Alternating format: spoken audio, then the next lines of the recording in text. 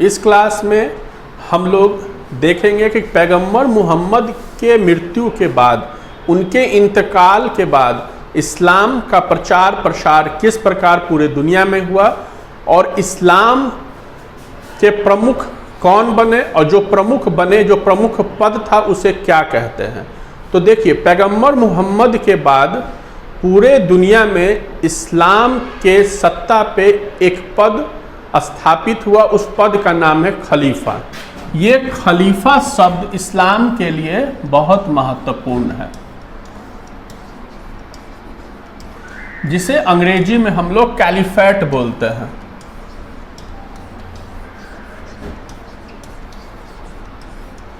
अब ये खलीफा का मतलब होता क्या है? देखिए, खलीफा एक इस्लामिक शब्द है, एक अरबी शब्द है। खलीफा एक ऐसा पद है जो इस्लाम में धार्मिक और राजनीतिक मामलों को देखता है। अर्थात ये जो कैलिफेट है, ये एक पद है, एक पोस्ट है इस्लाम में।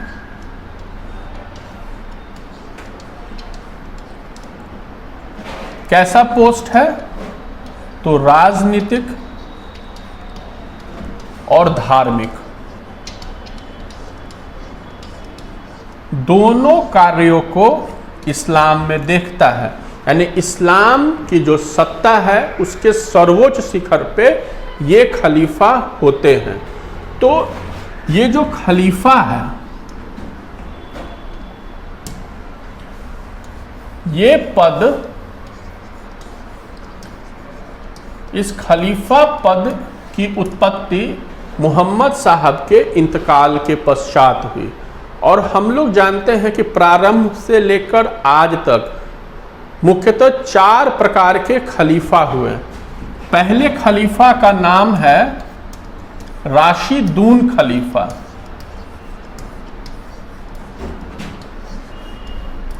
जिनका काल 632 से 661 है, एडी है। दूसरे खलीफा का नाम है उम्मेद खलीफा, जिनका समय 661 से 750 है। अब देखिए, खलीफा के विषय में इसलिए भी जानना आवश्यक है, जब हम लोग इस्लामिक हिस्ट्री भारत के संदर्भ में पढ़ेंगे तो इन खलीफाओं का जो अधिकार है किस प्रकार बदलता रहा है, इसके विषय में हम लोग को जानने का मौका मिलेगा। और यहाँ पे हम लोग जानेंगे कि ये जो उम्मेद खलीफा हैं, इन्हीं के शासन काल में मोहम्मद बिन कासिम, जो सऊदी अरब का रहने वाला था, उम्मेद खलीफा के ही शासन काल में भारत में प्रवेश किया, भारत में 712 में आक्रमण किया। तो ये सभी चीज़ें बेसिक चीज़ें हैं, बैकग्राउंड है, जिससे हम लोग को विषय को समझने में आसानी होगी। तो उम्मेद खलीफा के बाद है उस्मानी खलीफा या उस्मानी खलीफा, जिनका समय 700, ये गलती हो गया,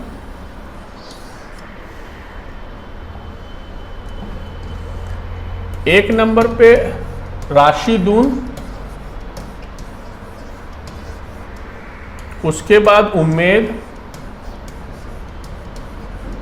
तीसरे नंबर पे हैं अब्बासी और चौथे नंबर और सबसे अंतिम खलीफा हैं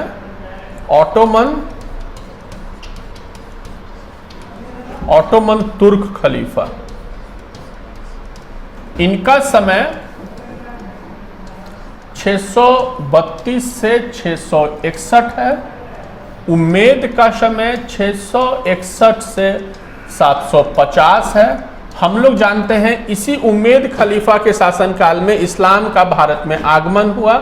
तीसरा अब्बासी खलीफा है, ये 750 से 1257 या 1258 के बीच में है और इनका खात्मा मंगोलों ने अर्थात चंगेज खान लोगों ने किया था।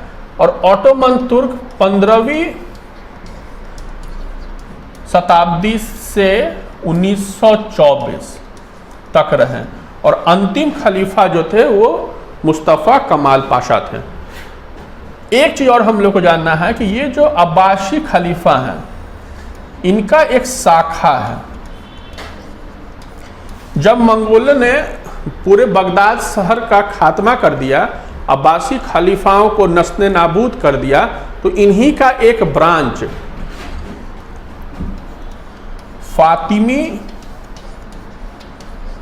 फातिमी खलीफा के नाम से मिस्र में स्थापित हुआ। 1258 से 1517 के बीच, 1258 से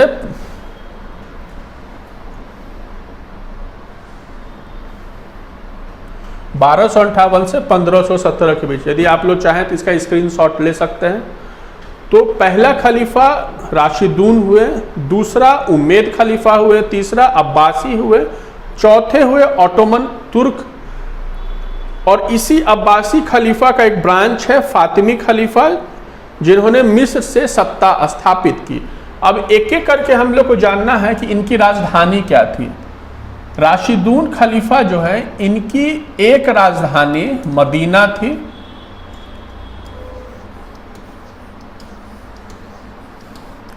और कुछ समय के लिए राजधानी कूफा हो गई। मदीना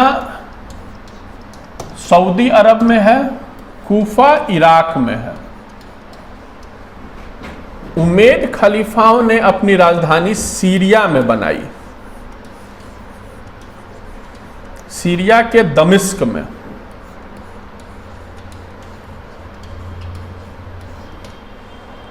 अब्बासियों की राजधानी इराक के बगदाद में थी। अब्बासी खलीफा के ही समय में दिल्ली सल्तनत की स्थापना भारत में हुई थी। और चौथे हैं ऑटोमन तुर्क, इसकी राजधानी तुर्की के कुस्तुनतुनिया में है।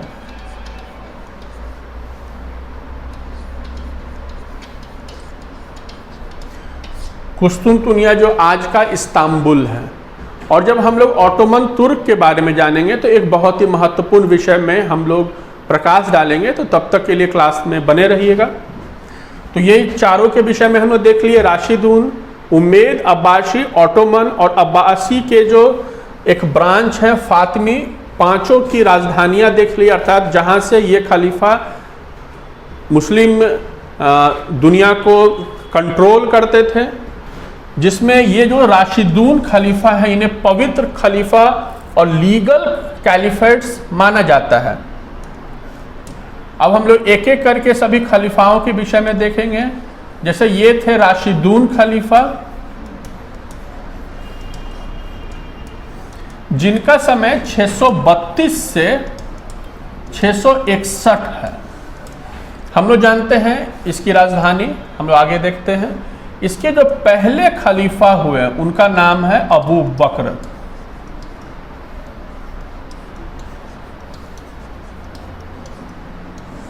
जो 632 से 634 तक है।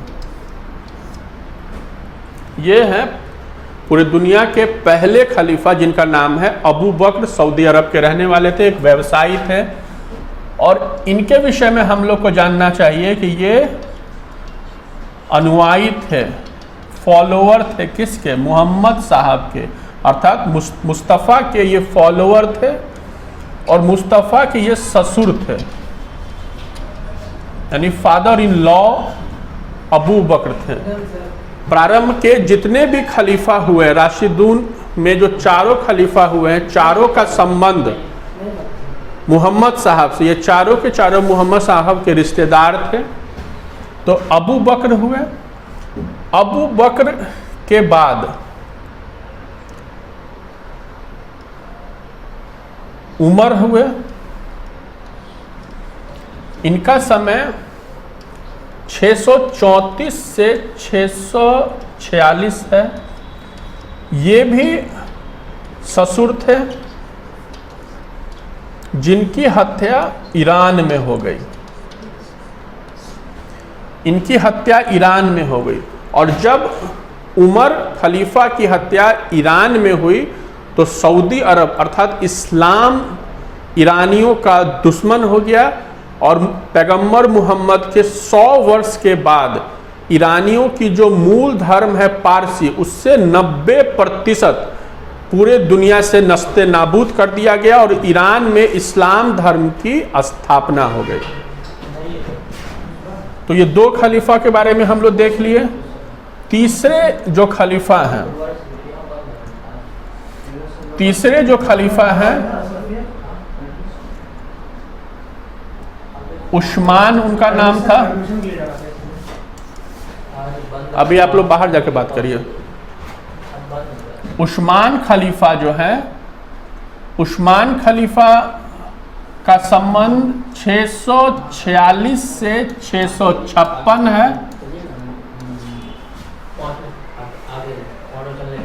ये भी पैगंबर मोहम्मद साहब के रिश्तेदार हैं और ये ससुर न हो कि ये पैगंबर मोहम्मद साहब के दामाद थे। इनकी भी हत्या हो गई, ठीक है, तो इनकी भी हत्या हो गई। उसके बाद जो राशिदून के अंतिम खलीफा हैं अली, ये एक महत्वपूर्ण खलीफा थे जिनका समय 656 से 661 है और यहाँ पे ही इस्लाम में काफ़ी परिवर्तन हम लोगों को देखने को मिलता है। ये जो अली साहब थे, इन्होंने राशिदून की जो राजधानी थी मदीना, उस राजधानी को ये कूफा ले आए, जो इराक का एक शहर है। कूफा ले आए जो इराक का एक शहर है और इराक में ही इनकी भी हत्या कर दी गई। इराक में ही इनकी भी हत्या कर दी गई। यानी कि हम लोग देखें कि अली की भी हत्या हुई, उस्मान की भी हत्या हुई, उससे पहले जो एक उमर थे उनकी भी हत्या हो गई। उमर के हत्या से जो हम लोग ईरान में जो परेशानियां देखते हैं, जो लड़ाई झगड़े हुए, उसका कहीं न कहीं संबंध उस्मान के हत्या से भी है। हम लोग देखें कि पैगंबर मोहम्मद के मृत्यु के 100 वर्ष के बाद आखिर क्यों ईरान की जो मूल धर्म पारसी थी उसे ख़त्म किया गया और पारसी की जगह पे जो इस्लाम की स्थापना हुई और यहाँ पे अली की भी हत्या हो गई। और हत्या होने से पहले अली ने एक महत्वपूर्ण काम किया कि राशिदून की राजधानी मदीना से हटा के कूफा ले गए। उसके बाद हम लोग थोड़ा देखते हैं ये अली के विषय में।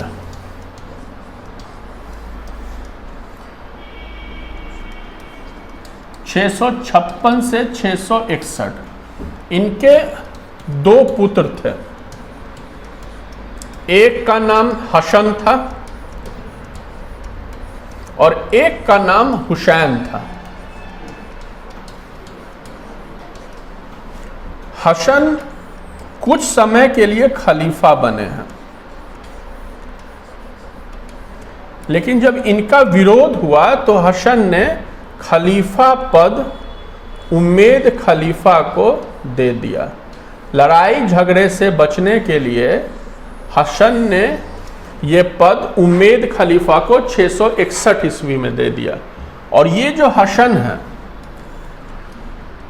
उम्मेद से इनका गतिरोध जारी रहा और इसी गतिरोध का परिणाम था करबला का युद्ध, जो इस्लाम में एक बहुत ही महत्वपूर्ण युद्ध है। और हुसैन की हत्या करबला के युद्ध में हुई।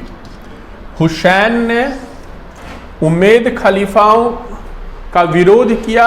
उम्मेद खलीफा और हुसैन के बीच युद्ध हुआ। युद्ध इराक के कूफा शहर में हुआ। कूफा के करबला क्षेत्र में, और करबला के युद्ध में हुसैन की शहादत हो गई।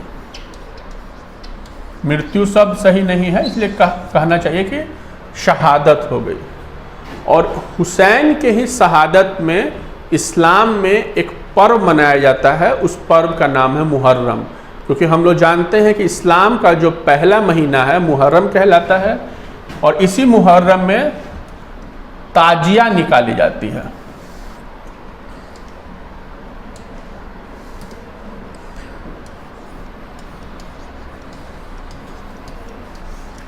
तो हम लोगों ने देखा चौथे खलीफा अली थे, इनके दो पुत्र थे हसन और हुसैन। हसन ने संघर्ष विराम के कारण खलीफा का जो पद था उमैदों को दे दिया। उमैद से हुसैन का विरोध हुआ और करबला के युद्ध में हुसैन की शहादत हो गई। उसके बाद हम लोग यहाँ पे देखते हैं एक विवाद। हम लोग को जानना चाहिए कि ये जो राशिदून खलीफा हैं, जो प्रारंभ के 4 महत्वपूर्ण खलीफा थे जिन्हें पवित्र खलीफा का दर्जा प्राप्त है, ये लोग लोकतांत्रिक खलीफा थे, अर्थात जनता के प्रतिनिधि थे। जनता के माध्यम से ये लोग खलीफा के पद पे पहुंचे थे। लेकिन इतने से ही बात नहीं बनती है। जो हम लोग जानते हैं पहले खलीफा हैं अबू बकर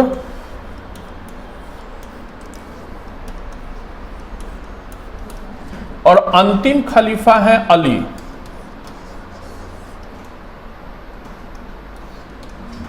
ये 632 से 634 में बने और ये 656 से 661 में बने। ये राशिदून के पहले खलीफा हैं और ये राशिदून के चौथे खलीफा हैं। ये पैगंबर मोहम्मद के ससुर हैं और ये इनका है न रक्त संबंध है पैगंबर मोहम्मद से। ये चचेरे भाई भी थे और साथ ही ये दामाद भी थे।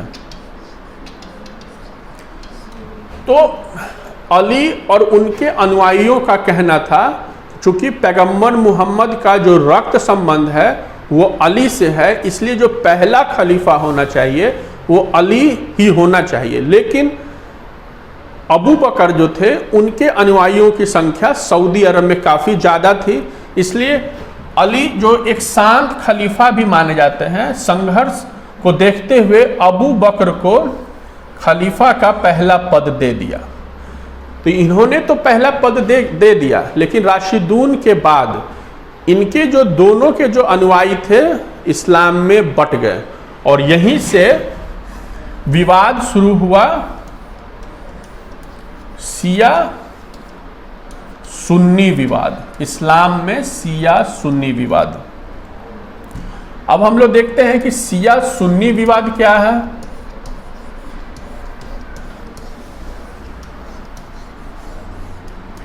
देखिए, इस्लाम में किसी भी प्रकार की जाति की बात पैगंबर मोहम्मद ने नहीं की, लेकिन ये एक विडंबना है कि पैगंबर मोहम्मद के मृत्यु के बाद इस्लाम में 2 विचारधाराओं ने जन्म ले लिया।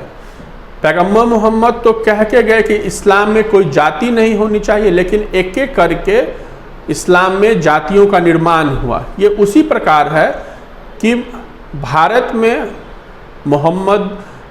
में जो महात्मा बुद्ध थे उन्होंने कहा कि मूर्ति पूजा नहीं करनी चाहिए, लेकिन महायान धर्म ने मूर्ति पूजा की और महात्मा बुद्ध का मूर्ति बना के उनका पूजा किया, जबकि उनके जो संस्थापक थे महात्मा बुद्ध, उन्होंने इसकी मनाही की थी। तो जरूरी नहीं है कि जो संस्थापक जो कहें उनके अनुयायी वो काम करें ही। तो ये जो शिया सुन्नी डिस्प्यूट है, विवाद आखिर हुआ क्यों इस्लाम में। शिया हम लोग जानते हैं पूरे दुनिया में 15% आबादी है। सुन्नियों की आबादी पूरे दुनिया में लगभग 80% है। आज भी शिया ईरान, इराक में ज़्यादा है और सुन्नी जो है सऊदी अरब, पाकिस्तान वगैरह में ज़्यादा है। तो शिया कौन है और सुन्नी कौन है, पैगंबर मोहम्मद के बाद ये प्रश्न उठा। तो शिया वो हैं जो अली को अपना पहला खलीफा मानते हैं और शिया खलीफा के पद को इमाम बोलते हैं। हम लोग जो सुनते हैं इमाम साहब, ये इमाम एक खलीफा का ही दूसरा नाम है।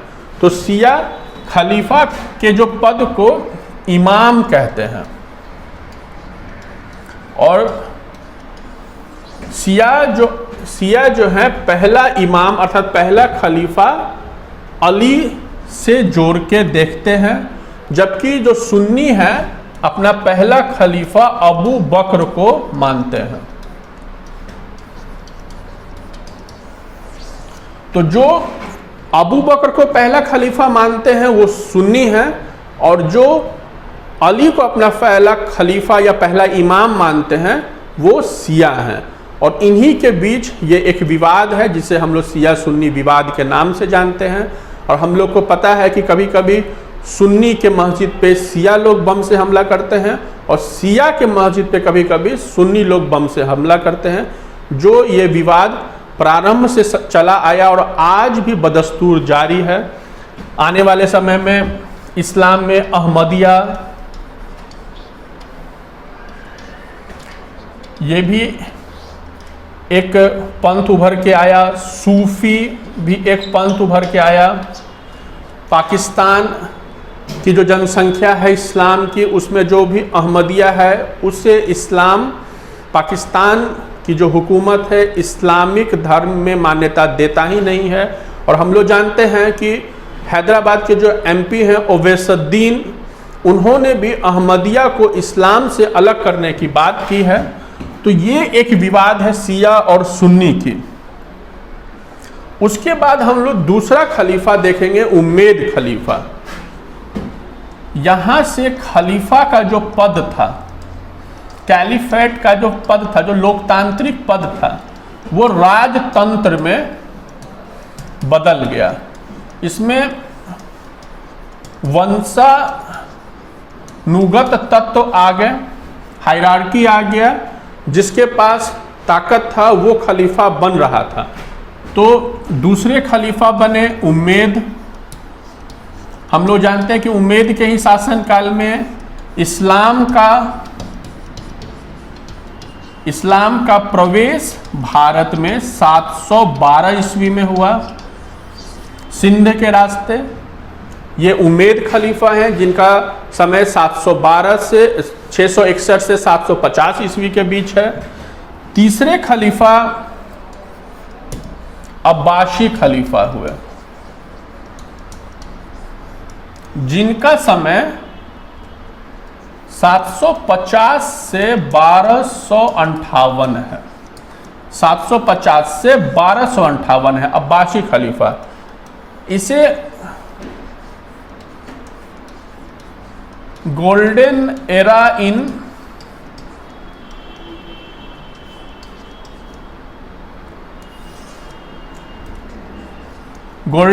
इस्लाम कहा जाता है, क्योंकि इन्होंने इस्लाम में शिक्षा के महत्व पे जोर दिया और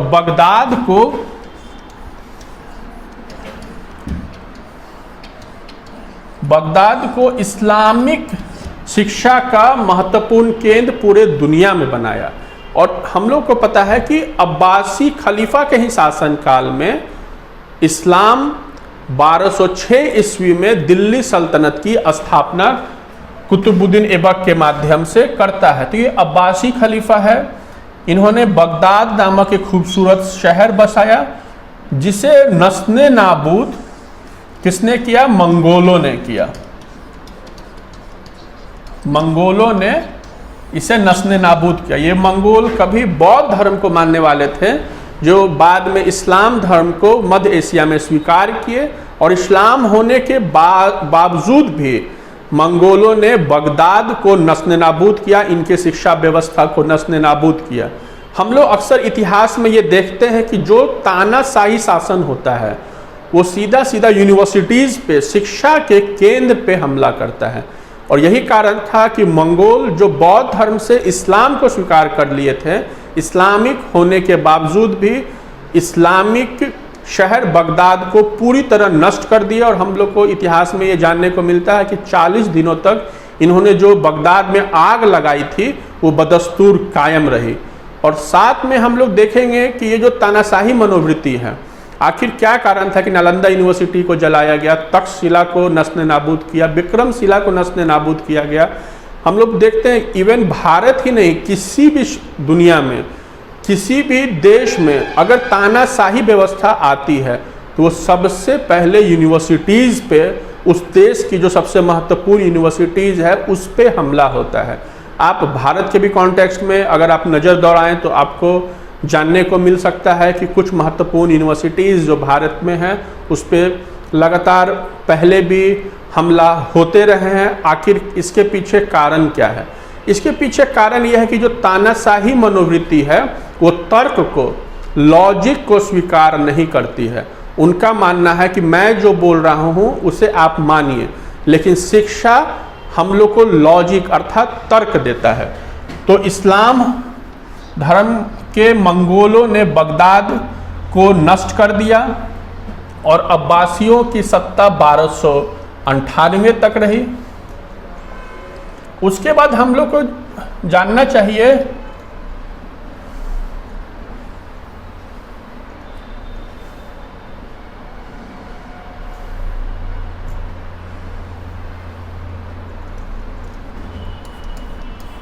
एक फातिमी खलीफा के बारे में जो मिस्र से अपनी सत्ता चला रहे थे। इनका उतना महत्व नहीं है, लेकिन फिर भी हम लोग देख लेते हैं कि फातिमी खलीफा जो है कुछ समय के लिए 1258 से 1517 के बीच इस्लाम की सत्ता को मिस्र से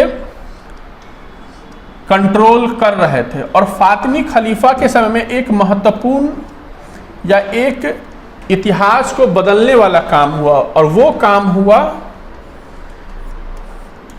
यरूशलेम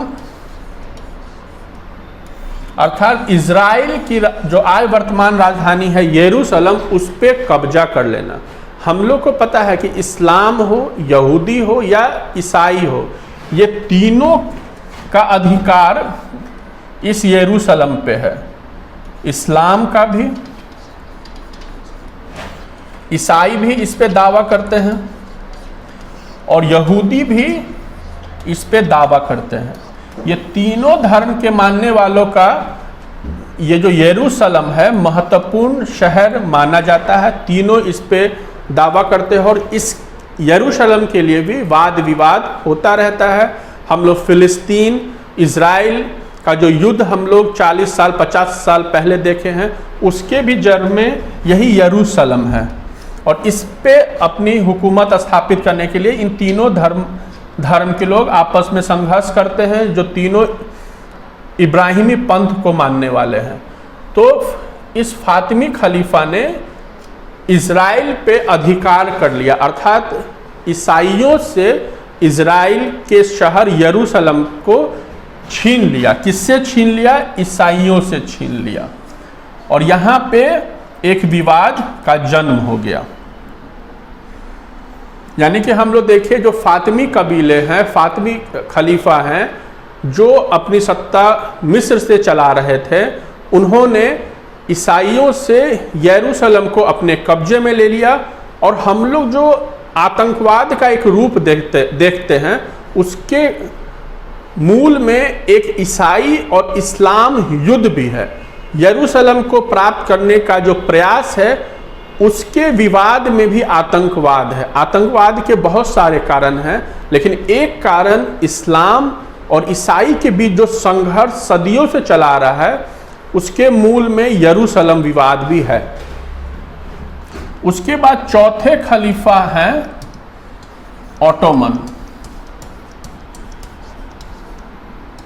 ऑटोमन तुर्क खलीफा, जो 15th सेंचुरी से 1924 तक इस्लामिक दुनिया पे राज किए हैं। और इनके अंतिम खलीफा हैं मुस्तफ़ा कमाल पाशा, जिन्होंने 1924 में खलीफा के पद को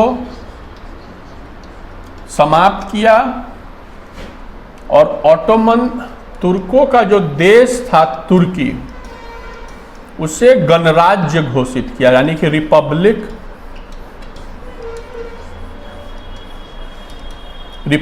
घोषित किया, यानी कि राजतंत्र को उन्होंने गणतंत्र में तब्दील कर दिया। तो जो पहले खलीफा थे अबू बकर और अंतिम खलीफा हैं ये मुस्तफ़ा कमाल पाशा, जो लीगली अंतिम खलीफा हैं। यानी कि जो यात्रा 632 में शुरू हुई वो यात्रा 1924 में ख़त्म हुई। अबू बकर से जो यात्रा शुरू हुई वो यात्रा मुस्तफ़ा पे जाके ख़त्म हो गई। इन ऑटोमन तुर्कों ने एक महत्वपूर्ण कार्य किया।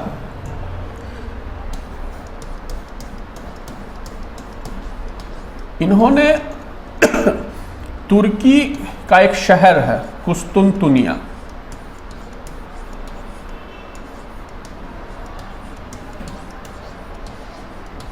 उस पे 1453 में कब्जा कर लिया और ये कुस्तुनतुनिया इन्होंने रोमन साम्राज्य से लिया। ये कुस्तुनतुनिया इन्होंने रोमन साम्राज्य से ले लिया, अर्थात रोमन साम्राज्य जो कुस्तुनतुनिया के रास्ते से, अर्थात जो कुस्तुनतुनिया जो आज का इस्तांबुल है, जिसे यूरोप का प्रवेश द्वार भी बोला जाता है, उस रास्ते रोमन साम्राज्य सऊदी अरब के मार्ग से होते हुए एशिया में, भारत में व्यापार करता था, पूर्वी एशिया में व्यापार करता था। उस रास्ते को ऑटोमन तुर्क ने बंद कर दिया और रोमन साम्राज्य का यहाँ पे पतन शुरू हो गया। 1453 में कुस्तुनतुनिया के पतन से रोमन साम्राज्य का भी पतन शुरू हुआ और ऑटोमन तुर्कों ने धीरे धीरे फिर से इस्लामिक इतिहास को मजबूत किया। और इसके बाद जब यूरोपियंस का, रोमन्स का व्यापार कुस्तुनतुनिया के मार्ग से नहीं होने लगा, जैसे कि अगर आप मानचित्र में देखिएगा तो यहाँ पे तुर्की है और यहाँ पे यूरोप है और यहाँ पे इस्तांबुल अर्थात कुस्तुनतुनिया है।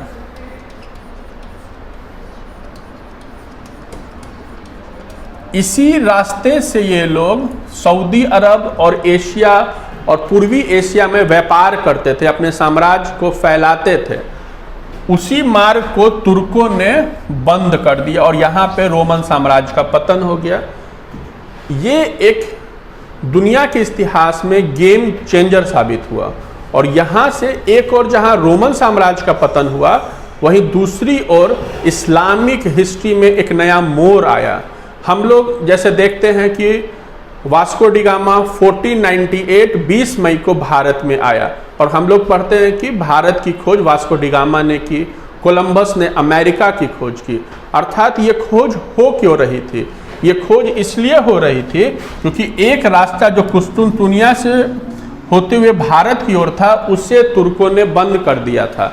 अब यूरोपियंस को व्यापार करने के लिए एक वैकल्पिक मार्ग की आवश्यकता थी, अर्थात जो मार्ग सीधा होके हो सकता था वो मार्ग पूरी तरह से ऐसे घूम के अफ्रीका के केप ऑफ गुड होते हुए समुद्र के रास्ते भारत में आ रहा था। यानी कि जो हम लोग 500 किलोमीटर में यात्रा तय कर सकते थे, उसे तुर्कों ने 3000 किलोमीटर में तब्दील कर दिया था। ये एक महत्वपूर्ण परिवर्तन था। तो हम लोग आखिर यही कारण था, जब कुस्तुनतुनिया पे तुर्कों का अधिकार हो गया तो यूरोपियंस व्यापारी व्यापार करने के लिए एक वैकल्पिक मार्ग की खोज किए और उसी क्रम में वास्को डी गामा ने 20 मई 1498 को 1498 को भारत के केरल के कालीकट में प्रवेश किए। ये कोई एक भारत की खोज नहीं थी, ये भारत में प्रवेश के नई रास्ते की खोज थी। और इसी प्रकार हम लोग देखें कि कोलंबस ने अमेरिका की खोज की है। तो हम लोग अभी खलीफा के विषय में देखें तो यहाँ पे 1924 में खलीफा का पद मुस्तफ़ा कमाल पाशा के माध्यम से ख़त्म हुआ। और ये जो हम लोग पढ़ रहे हैं, हम लोग देखेंगे जब इतिहास को पढ़ेंगे, वो हम लोग मध्यकाल को पढ़े, विश्व इतिहास को पढ़े या आधुनिक भारत को पढ़े, उसका कहीं ना कहीं संबंध इन बेसिक चीज़ों से है। क्योंकि आखिर क्यों मुस्तफ़ा कमाल पाशा ने अपने पद का त्याग किया और गणतंत्र को स्वीकार किया? आखिर उसके पास क्या मजबूरियां आई? कोई भी अपने ताकत को इतने आसानी से जाने नहीं देता है। तो आखिर उसके पीछे हम लोग देखेंगे आखिर कारण क्या था। उसी के आसपास पूरी दुनिया में खिलाफत आंदोलन भी हुआ है। हम लोग को पता है कि भारत में भी खिलाफत आंदोलन हुआ। आखिर यह खिलाफत आंदोलन क्यों हुआ? खिलाफत आंदोलन इसलिए हुआ क्योंकि चाहे हुए और अनचाहे में मुस्तफ़ा कमाल पाशा को खलीफा के पद को समाप्त करना पड़ा 1924 में। इसी के कारण वो समाप्त नहीं करे तो पूरे दुनिया में मुस्लिम लोग एकजुट हुए और खिलाफत आंदोलन की शुरुआत की। खिलाफत का मतलब होता है खलीफा के द्वारा चलाया जाने वाला शासन जो कुरान पे आधारित होता है। तो ये खिलाफत मूवमेंट भारत में भी हुआ, जिसे सैयद बंधुओं ने शुरू किया था। एक पक्ष जो खिलाफत मूवमेंट के सपोर्ट में था, जिसमें महात्मा गांधी खिलाफत मूवमेंट के सपोर्ट में थे, वहीं दूसरी और कुछ लोग खिलाफत मूवमेंट के सपोर्ट में नहीं थे। दूसरे पक्ष का कहना था कि खिलाफत मूवमेंट तुर्की का अपना निजी विषय है, अगर हम लोग उसे सपोर्ट करेंगे तो भारत का जो इस्लामिक जनसंख्या है उसे लगेगा कि भारत हम लोग का मूल देश नहीं है, भारत हम लोग का मेन देश नहीं है, हम लोग का मेन देश तुर्की और सऊदी अरब है। इसलिए महात्मा गांधी को मना किया गया कि खिलाफत मूवमेंट तुर्की का विषय है, हम लोग दूसरे देश के इंटरनल मैटर्स में प्रवेश ना करें तो बेहतर होगा।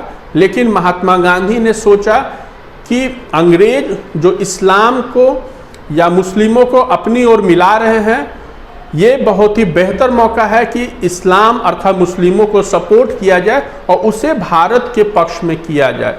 और ये कहीं ना कहीं कुछ इतिहासकारों का कहना है कि महात्मा गांधी की एक भूल थी और यहीं से भारत में तुष्टीकरण की राजनीति शुरू हुई, जिसका परिणाम हम लोग विगत काल में और आने वाले समय में देखे ही हैं। तो तुष्टीकरण की राजनीति इस खिलाफत मूवमेंट का भी इसमें रोल रहा है। तो हम लोग देखें कि जो हम लोग पृष्ठभूमि जो बैकग्राउंड को पढ़े हैं, इसका संबंध हमारे आधुनिक भारत से, मध्यकालीन भारत से भी और आज के समय से भी है। हम लोग देखें कि रोमन साम्राज्य का किस प्रकार पतन हुआ और किस प्रकार इस्लामिक हिस्ट्री और ज़्यादा मजबूत होके हम लोग के सामने आई। अब एक छोटा सा विषय ये है कि हम लोग देखे हैं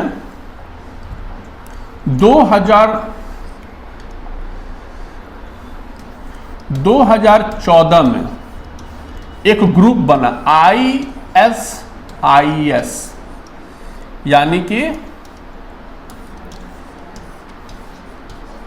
Islamic state of Iraq and Syria. ये एक ग्रुप बना। इस ग्रुप का उद्देश्य क्या है? इस ग्रुप का उद्देश्य है कि दुनिया में फिर से इस्लाम की सत्ता पूरे दुनिया में स्थापित कर देना, चाहे जैसे भी किया जाए। तो ये जो ISIS की स्थापना हुई सीरिया और इराक में, इसमें एक फिर से खलीफा के पद को लाया गया। हम लोग को पता है यहाँ पे ये अंतर करना जरूरी है। एक वो खलीफा जो राशिदून खलीफा कहलाते थे, जो एक सही तरीका से इस्लाम की स्थापना पूरी दुनिया में करना चाहते थे और इस्लाम को पूरे यूरोप, पूरे एशिया में स्थापित करना चाहते थे। और एक ये खलीफा जिन्होंने जोड़ तोड़ से हथियारों के मदद से फिर से एक खलीफा के पद को बनाया और एक व्यक्ति ने अबू बकर के ही नाम से,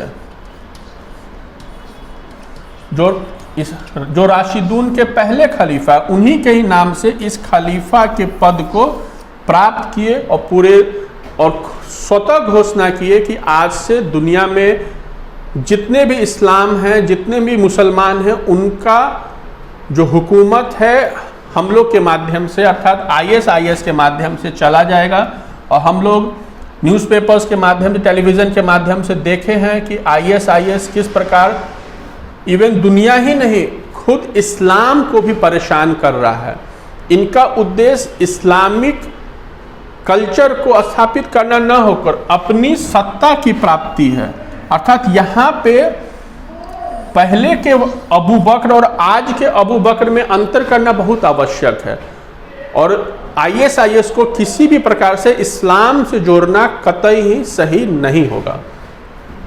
और हम लोग जानते हैं कि 2020 के आसपास अबू बकर जो एक फॉल्स अबू बकर हैं, उसकी हत्या हुई है, ऐसा न्यूज़ में आया है।